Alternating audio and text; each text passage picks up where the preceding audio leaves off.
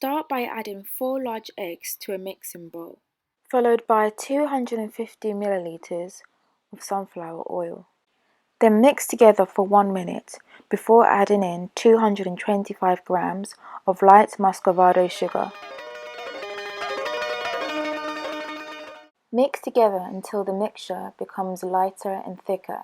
This should take about 10 minutes. Then stop mixing. Then add 1 large grated carrot to the mixture and then gently fold together.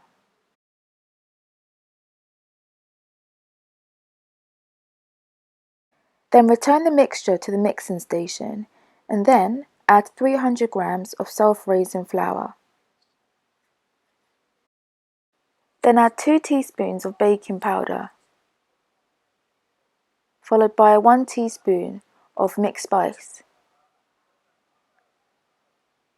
and lastly 1 teaspoon of ground ginger.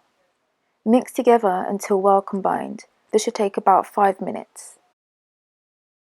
Then spoon the mixture evenly into 2 grease sandwich tins lined with greaseproof paper. Then place it in the oven at 180 degrees Celsius for about 40 minutes.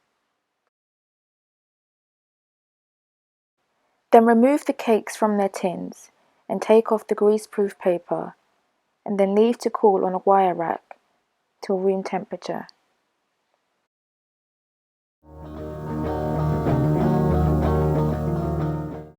To make the caramel filling, start by adding 2 tablespoons of butter to a saucepan on medium heat.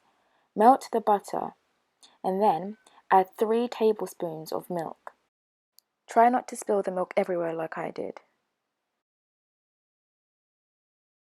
Then add 100 milliliters of light brown sugar. Stir until all the sugar has dissolved and then leave the mixture to boil for 1 minute.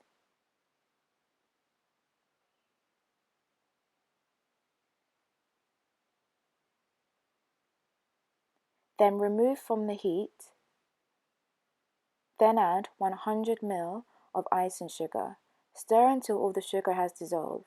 You may need to add more milk to the mixture if it gets too thick.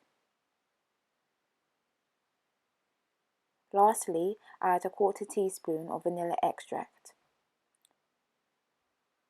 Stir and then leave the mixture to cool to room temperature. This will take about 30 minutes.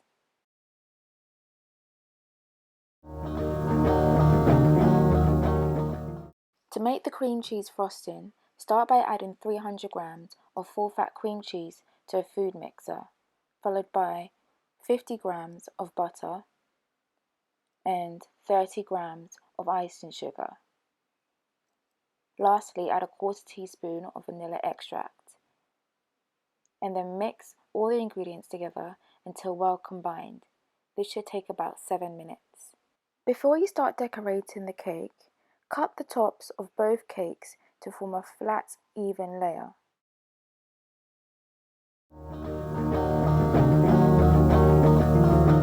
Start by spreading the caramel filling on one of the cake tops.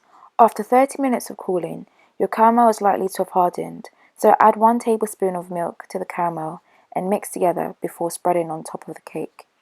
Then spread about 1/3 of the cream cheese frosting on top of the caramel filling. Then place the other cake on top. Then place the rest of the cream cheese filling in a piping bag.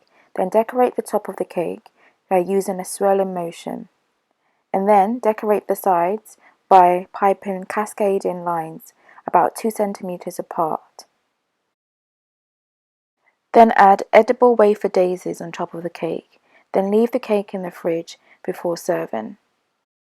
Thank you so much for watching, and please subscribe to my channel to keep up to date with my recipes, and check out my previous video, how to make spicy ginger chicken.